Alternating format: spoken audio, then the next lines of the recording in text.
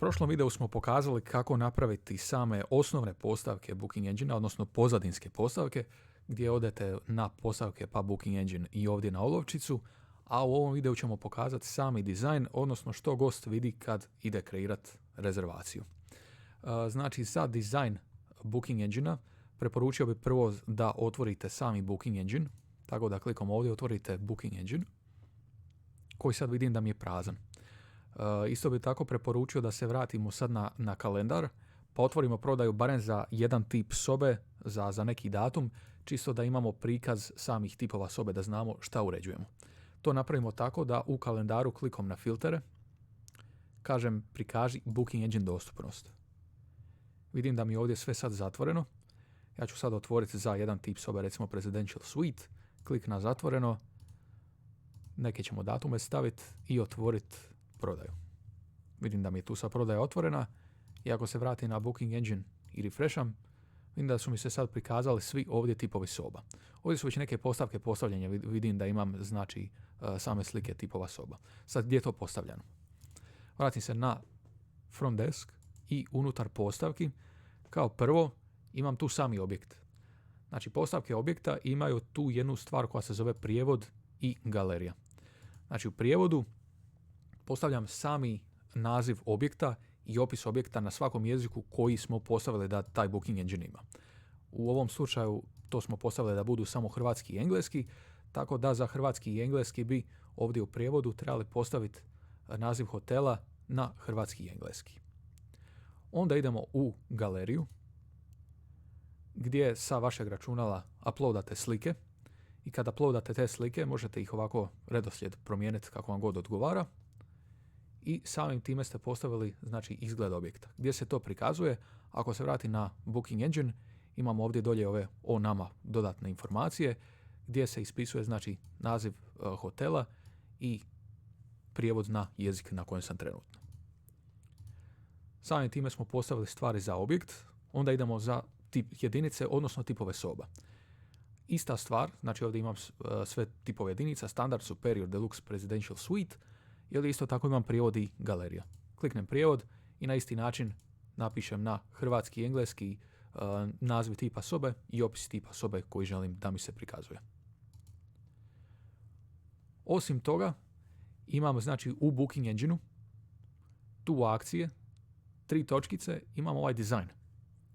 Kad kliknem na dizajn, otvorit će mi ovaj novi modal unutar kojeg vidim primjer Booking Engine-a, gdje mogu postaviti gore u samom vrhu logo Booking Engine-a. Znači ako imate neki logo za vaš objekt možete ga postaviti. Isto tako logo link. Znači ako neko klikne na logo, evo ja sad ako odem tu na vrh i kliknem na ovaj logo, gdje će on voditi? Tako da možete tu staviti link baš vaše stranice, web stranicu, tako da klik na to vodi nazad na vašu web stranicu. Osim toga imate tu neki dizajn gdje možete birati boje, izgled različitih sekcija Booking Engine-a, tako da s tim se možete samostalno igrati i vidjeti šta vam najviše odgovara što se tiče samog dizajna. Znači, to je to što se tiče dizajna i opisa objekta i tipova jedinica, a još jedna stvar kojemu možete promijeniti dizajn i prijevode su usluge i cjenike koje imate na tom Booking Engine-u. Ja sad vidim ovdje ako ode na Booking Engine, vidim da imamo ona 2 cjenika koja sam odabrao, znači noćenje s doručkom i noćenje Booking Engine. A ja sad tomu mogu promijeniti naziv tako da u front desku gdje imam te cjenike, znači imam cjenici, ja sad vidim da tu imam ovaj noćenje Booking Engine. Ja tu mogu kliknuti na prijevod i na isti način kao i za objekt i za tipove soba mogu samo postaviti kako želim da mi bude naziv samog tog cjenika na Booking Engine. Mogu reći noćenje minus 10% direktne, čisto gostu da vidi kao drugačiji naziv. I sad ako to refresham, vidim da mi se prikazuje noćenje minus 10%. Isto kako vrijedi za cjenike, isto vam vrijedi i za usluge. Ako imate neke usluge, znači ako gost sad ide kreirati rezervaciju, odabere uslugu noćenja, ide na dodatke, ima tu dodatke koje može birati koje ste postavili u Booking Engine-u. Isto mu tako možete staviti na različite jezike, možete staviti prijevode. Znači kad odem u postavke usluge, ovdje su mi lista svih usluga koje su mi kreirane u sustavu, isto na prijevod, znači postavim sami naziv na javnim stranicama, odnosno na Booking Engineu kako želim da mi bude na kojem jeziku. To je to što se tiče postavki samog izgleda. Još vam je jedna bitna stavka, ovaj predložak pošte. Znači u predlošku pošte imate tu različite predloške za različite stvari. Vama je bitan Booking Engine.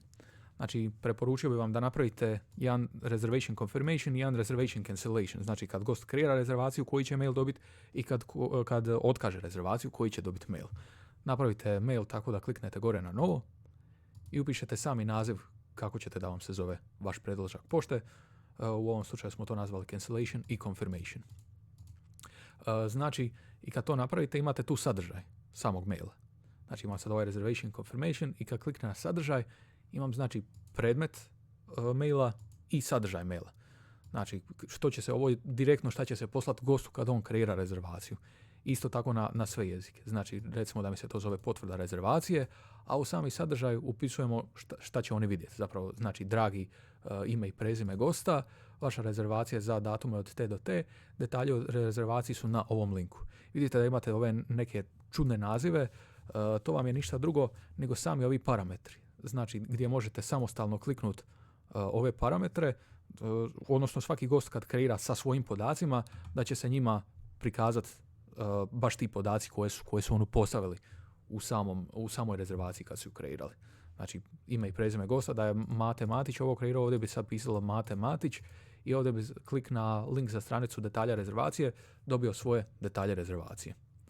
Znači kad napravite te mailove, vratimo se nazad na Booking Engine, nazad smo na onim postavkama našeg Booking Engina, gdje klikom na ažuriraj, odem dole i nađem gdje mi piše mail koji se šalje gostu kad kreira rezervaciju, stavim confirmation i koji se šalje kad otkaže rezervaciju cancellation.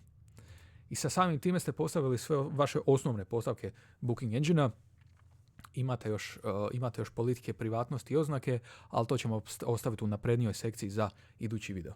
Ovo vam je dovoljno za gosta što vam treba, a ako bude nekih drugih pitanja, možete nas kontaktirati gore u support aplikaciju pa ćemo vam se javiti u najbržem mogućem roku.